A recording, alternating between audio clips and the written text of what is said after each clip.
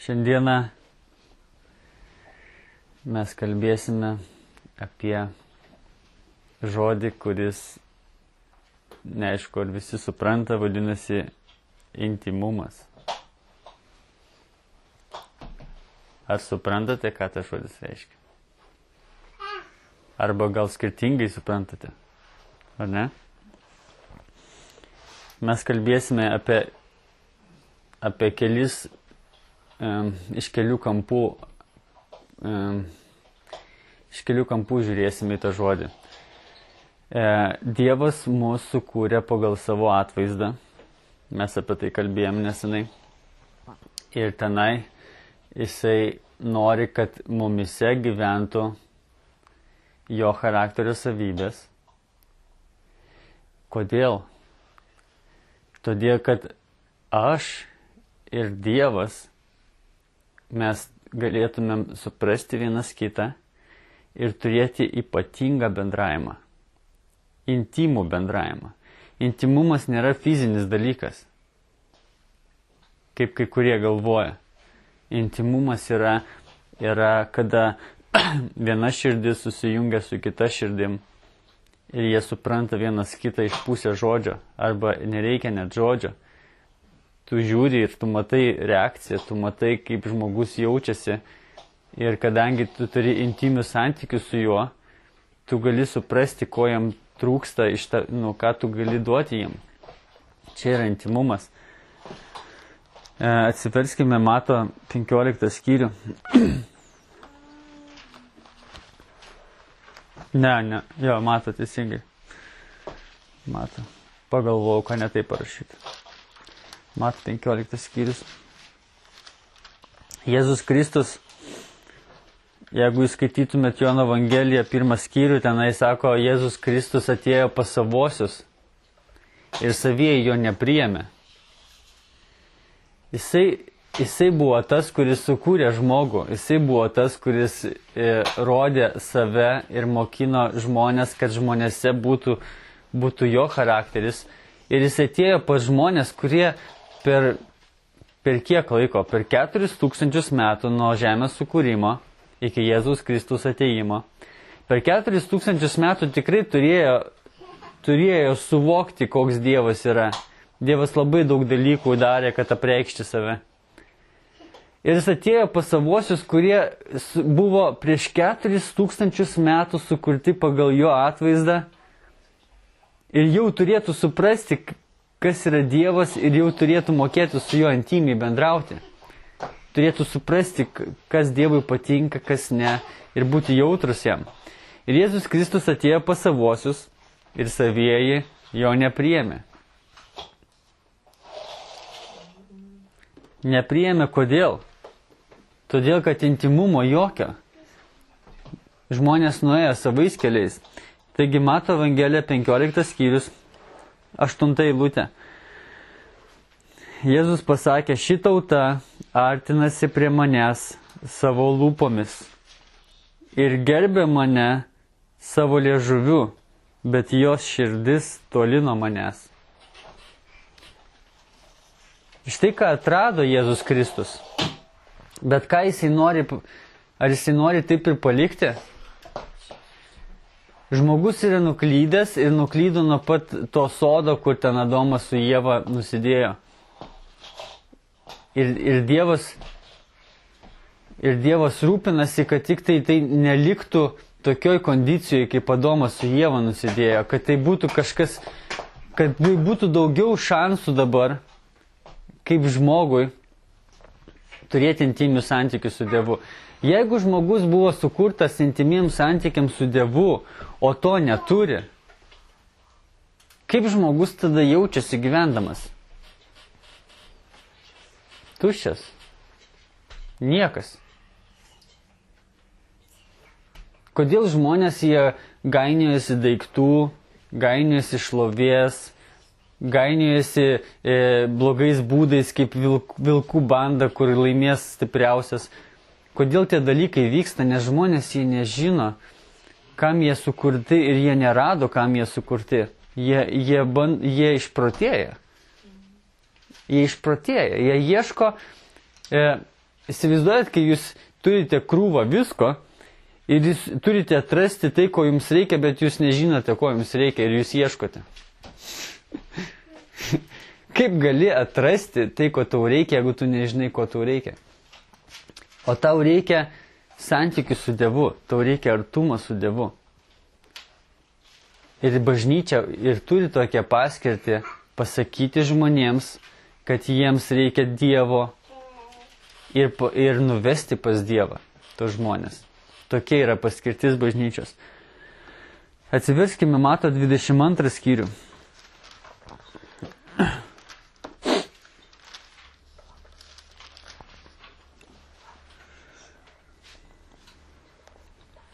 Mato 22, 37. Jėzus jam atsakė, mylėk viešpatį savo Dievą visa savo širdimi. Pagalvokite apie tai.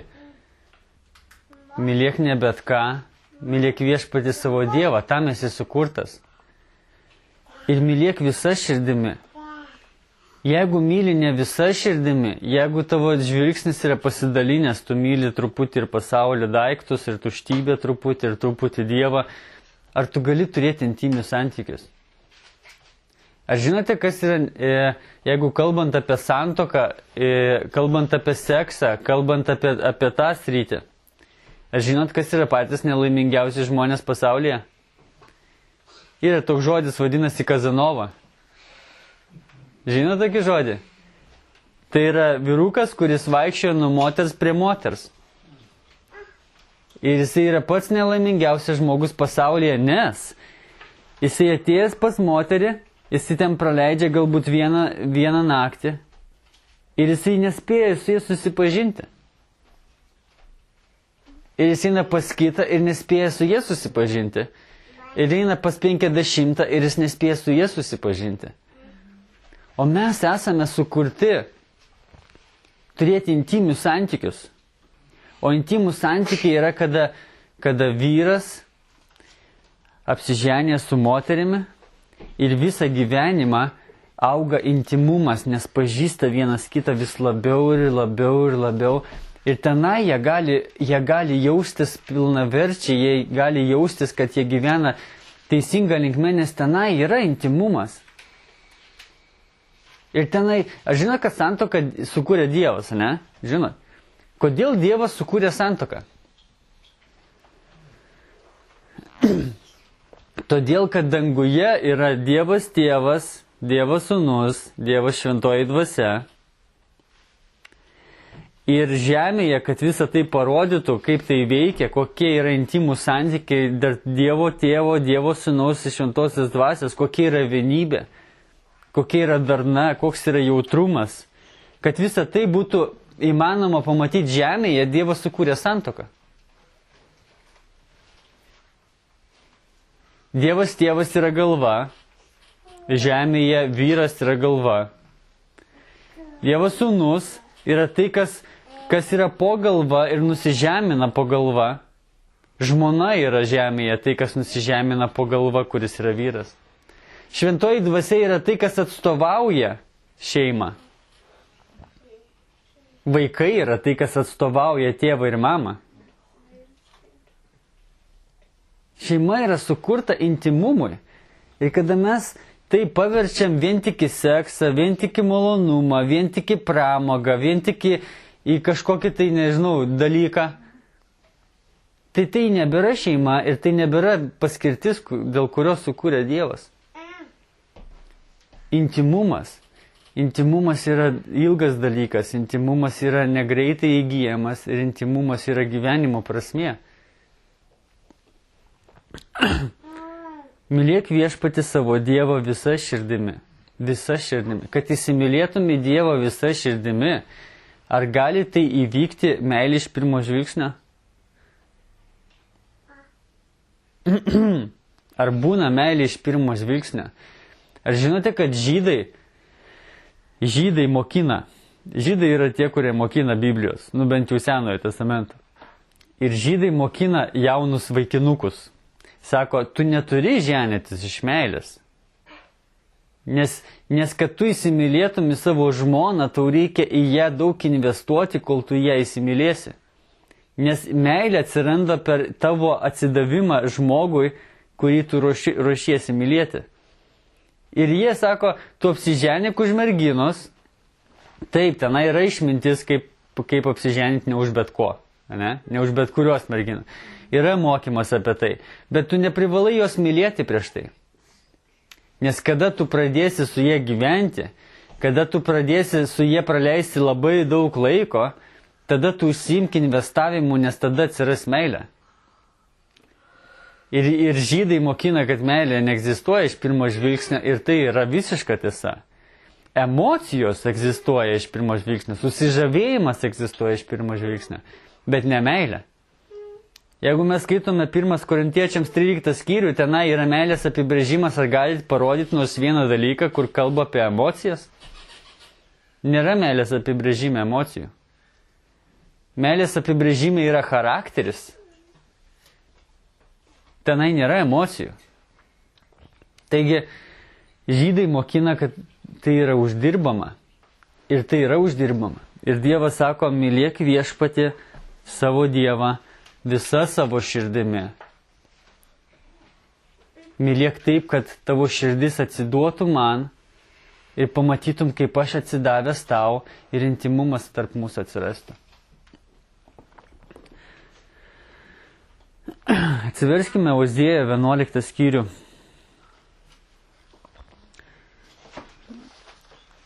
Ozėjo.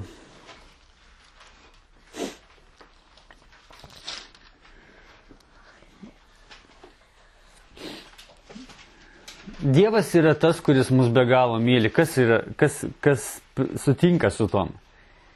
Be galo mus myli. Ne tik dėl to, kad jisai mūsų sukūrė. Sukūrė tai tas pats, kas žydai apsiženijo, žydų vaikinas apsiženijo už merginos. Tai yra tik pradžia. Tai yra santuokos pradžia. Dievas sukūrė mus. Ten dar nėra ta meilė, kuri užauga po to, kai jis įdaro kažką tai. Ir šičia Ozėjo 11 skyrius 1 eilutė. Kai Izraelis buvo jaunas, mylėjau jį ir iš Egipto pašaukiau savo sūnų. Dievas kalba apie tai, ką jis įdaro mums. Kuo labiau jo šaukiau, tuo toliau jie traukėsi nuo manęs. Koks įvyko efektas? Dievas rodo meilę, Dievas investuoja, o aš tolstu dėl to, kad aš nenoriu ten eiti. Jie aukodavo Baalams ir smilkydavo drožiniams. Aš mokiau Efraimą vaikščioti. Jis ir toliau darė tai. Aš mokiau Efraimą vaikščioti, paėmęs už rankos. Bet jie nesuprato, kad aš juos išgelbėjau. Žmonių virvėmis tada žmonių virvėmis ir meilės raiščiais traukiau juos.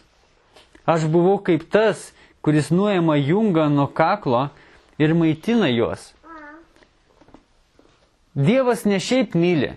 Dievas tą meilę brandina. Dievas intimumą palaiko. Dievas rodo savo atkaklumą, kaip jisai daro viską, kad tik tai tie ryšiai būtų stiprus. Jeremijo 31:3 sako, aš amžiną meilę tave pamilau, todėl su savo mylinčiu gerumu aš tave pritrauksiu prie savęs. 31:3 arba 4, 3 man atrodo. Su mylinčiu gerumu aš tave trauksiu prie savęs, intimumas auga. Vaikai, galite sėsti? Ačiū.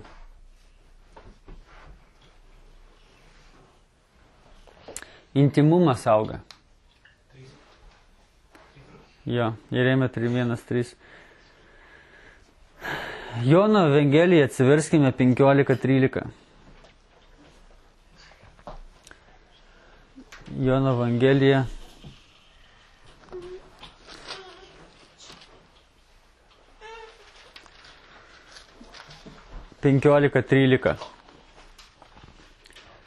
Jėzus pasakė, Niekas neturi didesnės meilės, kaip tas, kuris savo gyvybę už draugus atiduoda. Pasakykite man, meilė iš pirmo žvilgsnio.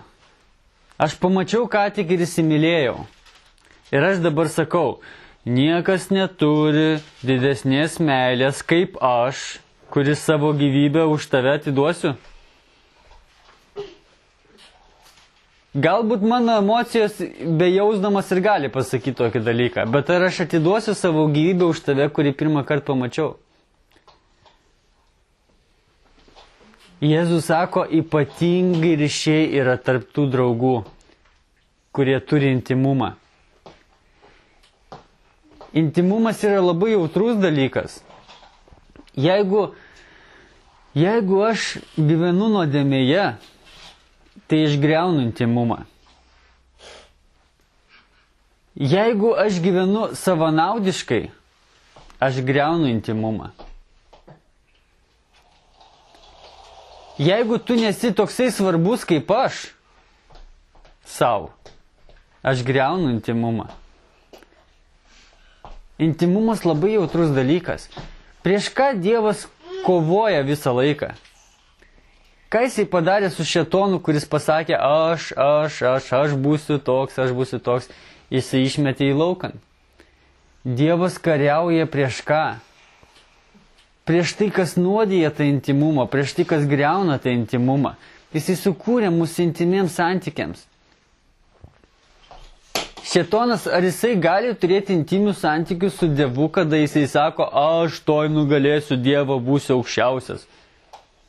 Kokie ten intimų santykiai? Ten yra svetimi santykiai. Žodžiam intimus, priešingas žodis yra svetimas. Niekas neturi didesnės meilės kaip tas, kuris savo gyvybę už draugus atiduoda. Atsiverskim Patarlių 18 skyrių.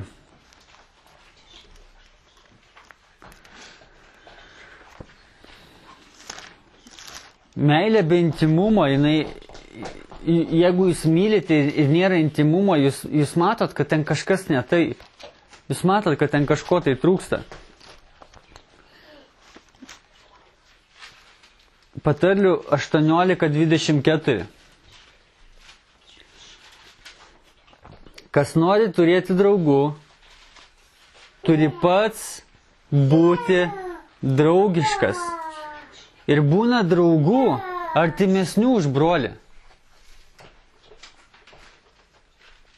Ką reiškia būna draugų artimesnių už brolį? Brolis taigi yra kraujo ryšiai, brolis yra visa, kaip čia pasakyti, visi blatai, kitaip sakant, ne? Jeigu aš turiu brolį, aš iš karališkos šeimos, aš turiu tėvą, kuris yra karalius, bet būna draugų, kurie artimesnių už visą tai. Kodėl? Todėl, kad tarp draugų gali būti intimumas, o tarp manęs ir mano tėvo, tarp manęs ir mano brolio gali būti svetimi santykiai. Dėl to draugas, jis yra brangiau, nes yra intimumas. Pasakykite man, ar intimumas yra svarbu. Kas ateis bėdoje man padėti? Ten, kur yra tas intimumas. Jeigu to nėra, tai mes svetimi vienas kitam. Draugai tik iš reikalo, draugai tik tai krepšinio aikšteliai, dėl to, kad dabar žaidžiam tą patį dalyką. Ane? Bet intimumas yra kur kas daugiau. Biblijoje yra, atsiverskime 1 Samuelio 18 skyrių. Ten yra draugų, kurie demonstruoja, kas yra intimumas. 1 Samuelio 18 skyrius.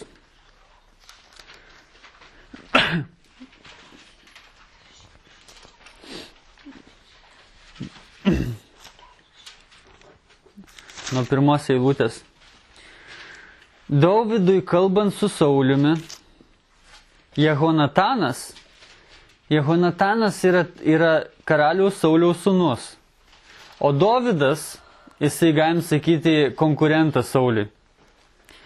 Dovydui kalbant su Saulimu, Jehonatano siela prisirišo prie Dovydo sielos. Ir Jehonatanas pamilo jį kaip savo sielą. Ir Dovydas jį pamilo visą širdimi. Draugai atsirado. Nuo to laiko Saulius priėmė jį ir nebeleido grįžti į tėvo namus. Jehonatanas padarė sandorą su Dovydu, nes mylėjo jį kaip savo sielą.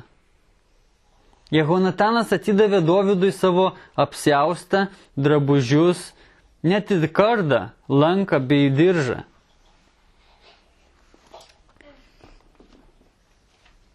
Nėra didesnės meilės, kaip savo gyvybę už draugą atiduoti.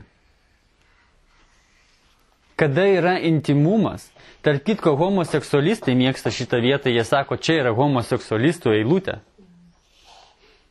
Pasakykite man, ar šičia, kur sako, jie padarė sandorą, ar tai buvo vestuvės? Ar tai parašyta? Ar čia, kur sako, kad atidavė savo drabužius, ar čia reiškia nusirengė ir buvo seksas? Biblija sako, net ir jiems viskas netyra. Ir jeigu tu nori, kad tenai būtų homoseksualisto eilutė, tai tu ir išvartai taip, kaip tu nori. Bet čia kalba apie ryšius tarp draugų, apie intimumą, kuris atsirado, kada vienas kitam pasišventė būti geriausi draugai. Ar žinote, kad santuokos pamatas be santuokos gali būti išpiltas? Be vestuvių gali būti išpiltas. Nes santuokos pamate nėra seksas. Santuokos pamate nėra tai, ką jie vadina šiais laikais santuoka. Santuokos pamate yra pasišventimas, yra tikra draugystė, yra intimumas. Štai kas yra santuoka. Ir jūs galite neapsiženyje mylėti vienas kitą taip, lyg tai vyras ir žmona. O seksas, taip, seksas yra santuokoje.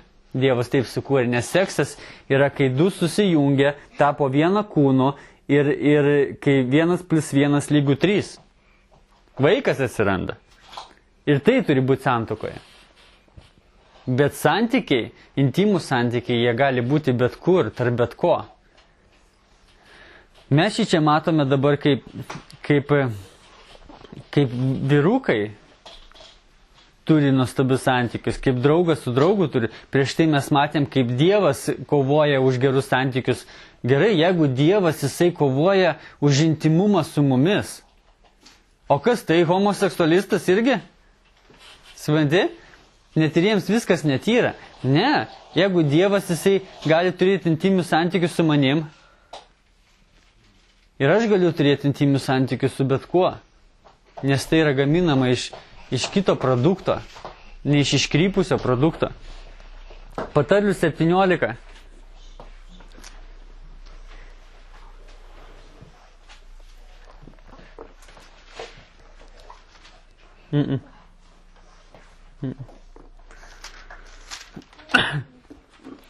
Patarlių 17 skyrius. 17 eilutė. Draugas visuomet myli ir brolis pasirodo nelaimėje. Visuomet myli. Visuomet jautrus. Ir jam nėra problema padėti. Teisingai? Patarlių 27 skyrius. Mes skaitome eilutės, kurios prisotintos intimumo. 27 skyrius, 10 eilutė. Neprarask savo draugo ir tėvo draugo. Nelaimės dieną neik į brolio namus. Kaimynas arti geriau negu brolis toli. Eik tenai, kur tu turi ryšių. Eik tenai, kur tave myli. Eik tenai, kur tu turi santykius. Ir tenai vyksta bendravimas iš širdies į širdį. Ir tenai nėra paslapčių. Ir tenai yra atvertos kortos. Ir tenai nėra įtampos. Ir tai vadinasi intimumas. Jeigu yra paslaptis nors viena, tai yra tas pats, kas mažytė musytė sugadina visą kvapno aliejų. Tenai nėra paslapčių. Jo. Neprarask savo draugo. Atsiverskime Rūtos knygą. Yra prieš Samuelio. Jeigu kas nors nori greičiau atrasti. Rūtos knyga, 1 skyrius.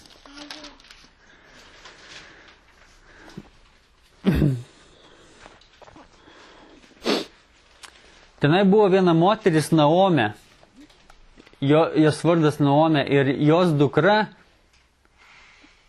mirė. Sūnus mirė. Jos sūnus mirė ir liko sūnaus žmona. Ir kai miršta vyras, tada žmona tampa laisva. Teisingai? Ir kas nutiko? Sūnus mirė. 15 eilutė, 1:15. Naomė tarė, tavo brolienė sugrįžo pas savo tautą ir tavo brolienė sugrįžo pas savo tautą ir savo dievus, grįžk ir tu. Tačiau Rūta atsakė, neversk manęs tave palikti ir sugrįžti. Kur tu eisi, ir aš eisiu. Kur tu gyvensi, ir aš gyvensiu. Tavo tauta yra mano tauta, ir tavo dievas mano dievas. Kur tu mirsi, ir aš ten mirsiu, ir būsiu palaidota. Tegul Viešpats padaro man tai ir dar daugiau, bet tik mirtis atskirs mane nuo tavęs. Tai yra santykiai tarp uošvienės ir marčios. Ir visi tie anekdotai, kur nemėgsta uošvienės, visą tai griauna. Tai yra intimų santykiai. Aš tavęs nepaliksiu, nes aš pasišventęs tau. Kur tu eisi, ten aš eisiu. Nes mes statėme intimumą ir kodėl mums reikia dabar aplinkybėm pasikeitus intimumą nutraukti. Ir šiandieną pamokslas yra apie tikrą draugystę. Apie draugystę, kurią mes mokinamės iš Dievo, kaip reikia statyti. Apie draugystę, kurioje ašis yra intimumas. Kurioje visas skaniausias skonis yra intimumas. Be intimumo, kur yra tik tai du svetimi žmonės vienas šalia kito. Atsiverskime Ekleziasto 4 skyrių.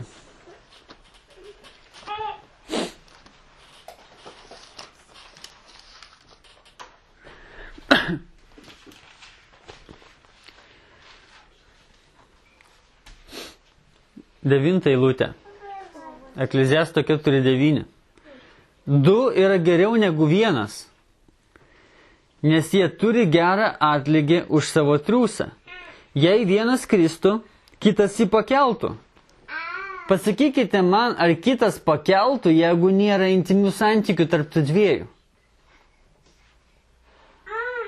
Jeigu yra 2, bet jie neturi intimių santykių, ar kitas pakeltų? Vienas krenta, ar sekantis pakeltų? Ne, nepakeltų. Nes jie svetimi. Bet jeigu jie turi intimius santykius vienas su kitu, tada jie turi didelį atlygį. Jei vienas kristų, kitas jį pakeltų, bet vargas vienam, jei jis krinta, nes nėra kam padėti. Bet čiagi kalba apie 2. Čia kalba, kad dviesi yra. Jis sako, jeigu vienas kristų, kitas pakeltų, bet jisai vienas. Palauk, jeigu kalba apie 2, tai ką reiškia vienas? Vienas reiškia, kad dviese galima būti, bet tie dviese yra ne dviese, o vienas ir vienas. nes jų neriša niekas. Nėra intimumo. Jei dviese miega, vienas kitą šildo. Jeigu dviese miega ir vieno kojos labai šaltus, o kitam normaliai. Nežinau, ar esate tai patyrę, bet kada jūs esate šiltas ir prie jūsų prisiliečia labai labai šaltos kojos, reikia didelio pasiaukojimo, kad leisti tai. Nes tu su savo šaltom kojom man šoką darai organizmui. Ir jeigu tarp mūsų nėra intimumo, jeigu tarp mūsų yra šalti santykiai, tai tu su savo šaltom kojom eik ir vyniokis kažkur kitur. Negadink mano gyvenimo. Bet jeigu yra intimų santykiai, tai taip pat kaip Jehonatanas atidavė viską. Ir drabužius atidavė, ir ginklus atidavė, ir diržą atidavė, viską atidavė. Nėra didesnės meilės kaip savo gyvybę už brolį atiduoti, už draugą atiduoti. Bet tai turi būti intimumas, kitaip tai neegzistuoja. Jei dviese miega, vienas kitą šildo, bet kaip sušilti vienam? Jei vienas užpuolamas, dviese pasipriešina. Trigubą virvę sunku pertraukti. Trigubą virvę turi būti. Dviese, bet trigubą virvę. Kas tas trečias? Trečias yra Dievas sukuria intimumą tarp vieno ir kito. Dievas turi būti per vidurį, kuris yra santykių vienintelė galimybė. Neįmanoma, kad du žmonės be Dievo turėtų intimumo vienas su kitu. Dievas yra pavyzdys to, Dievas yra kūrėjas to ir Dievas yra atlikėjas to. Dievas parodė, kaip jis amžiną meilę mus pamilo ir savo mylinčių gerumu sukūrė intimumą tarp mūsų.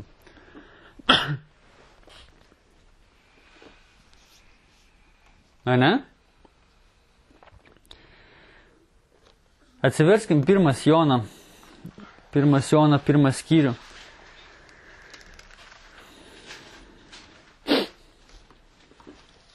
Intimumas yra wow. Yra nuostabus dalykas. 1 Jono, 1 skyrius. Kas vyksta, kada du draugai turi intimius santykius?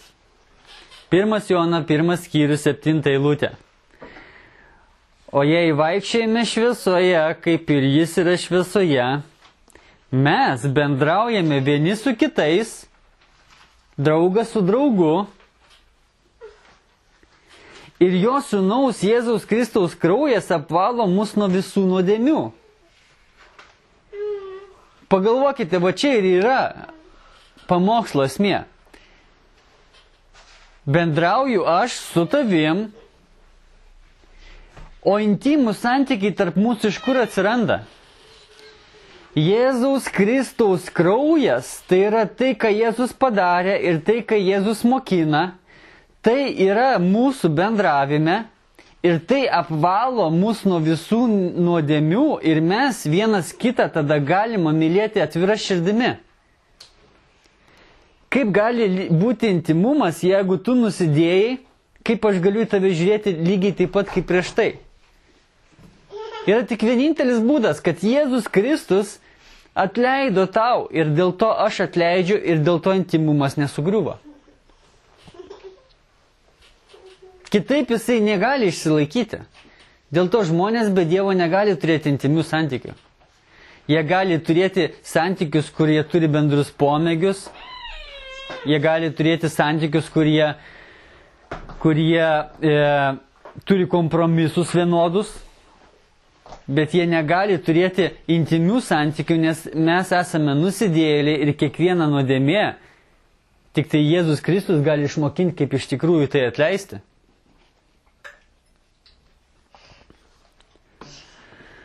Ok, ir pabaigai. Bažnyčios gyvenimas. Biblinė kalba kalbant Jėzus Kristaus kūno gyvenimas. Bažnyčios gyvenimas yra vienintelė vieta visam pasaulyje, kur mes galime atrasti raktą intimumą. Pirmas dalykas.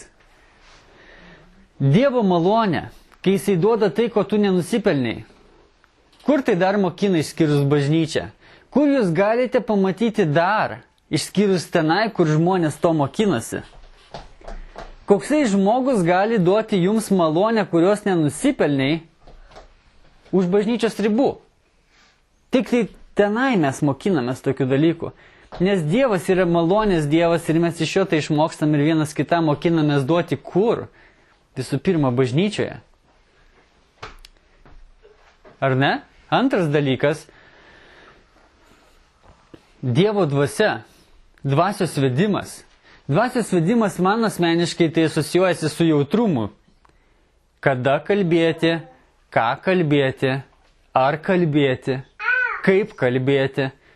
Dvasios vedimas mokina tai. Ir jeigu brolis nusidėjo, stovintis priešais mane, kaip aš be dvasios vedimo galiu teisingai padaryti išvadą, kaip man dabar elgtis. Mes vakar su Vytu kalbėjome apie situaciją. 2 krikščionis, vyras ir žmona, apsiženijo. Ir praėjo kažkiek laiko ir žmona grįžo girta. Ką aš dabar turėčiau ar sakyti, ar daryti, ar galvoti?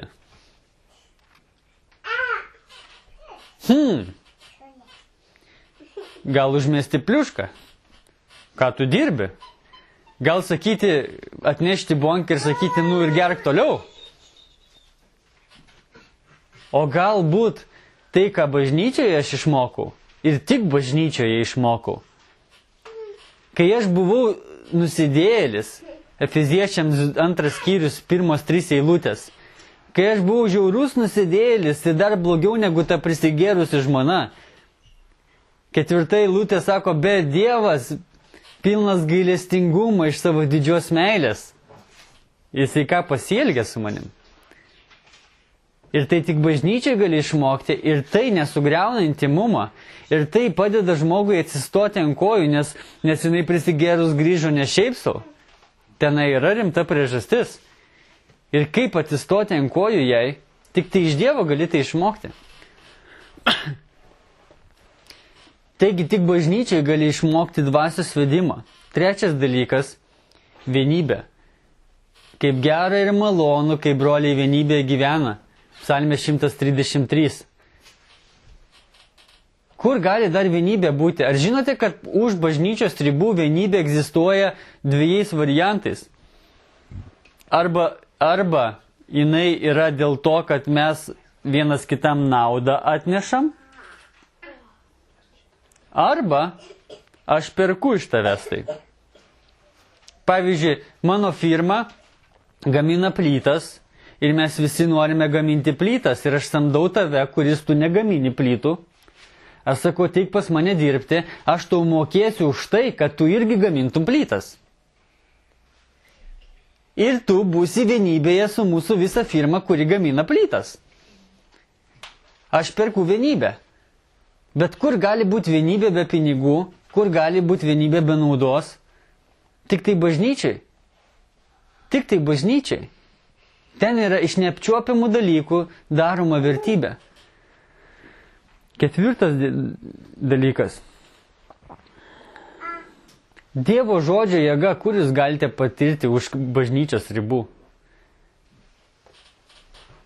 Nėra tokios vietos. Yra filosofija, yra interpretavimai, yra kūrimas savo kažkokių santykių, bet kur jūs galite atrasti Dievo žodžio jėgą, kur pasakė no touch love, meilė be prisilietimo iki santuokos. Kur jūs galite pamatyti, kad žmogus galėtų ištverti tai, kur jūs galite pamatyti, kad Dievas pasakė ir žmogų širdį palėtė ir tai įvyko. Kur jūs galite pamatyti, kad vyras tam, kad apsiženytų už merginos, jisai dirba savo merginos tėvui uošviai 7 metus, kad tą merginą galėtų paimti. Kur jūs galite pamatyti, kad tai iš tikrųjų egzistuoja.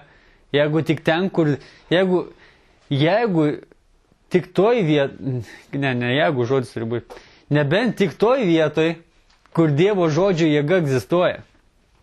Nėra kitos vietos, kaip tik tai Kristaus kūno gyvenimas. 5 dalykas. Kur jūs galite pamatyti Dievo šlovę? Dievo šlovę. Kur jūs galite santykiuose pamatyti Dievo kokybę?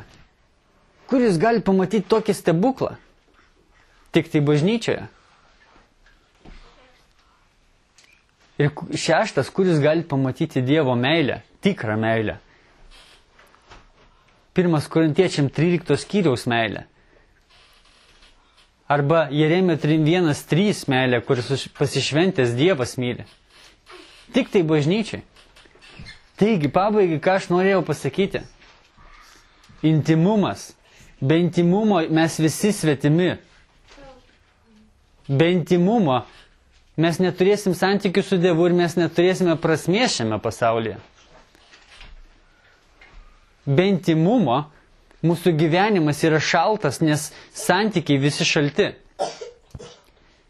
Ir tuos dalykus galite išmokti tik tai bažnyčioje. Tik tai bažnyčioje. Tik bažnyčioje, kur yra Dievo jėga, Dievo meilė, Dievo šlovės apsireiškimas, tik tai bažnyčioje. Norite gyventi be bažnyčios? Gyvensite šaltą ir niekam nereikalingą gyvenimą. Ir ačiū Dievui, kad Jisai sukūrė intimumą, ar ne? Wow. Dėkojame Dieve už tą pamokslą, kurį girdėjome. Ačiū už intimumą. Ačiū, kad tu kovoji už tai ir kad tu trauki mus savo meilę, savo gerumų mylinčių. Ačiū tau. Nes mes patys tavęs neieškotumėm, esame tušti. Mums reikia, kad tu mūsų ieškotum ir parodytum, kad intimumas yra svarbu ir parodytum ypatingumą to intimumo. Dėkojam Viešpatie Jėzus vardu. Amen.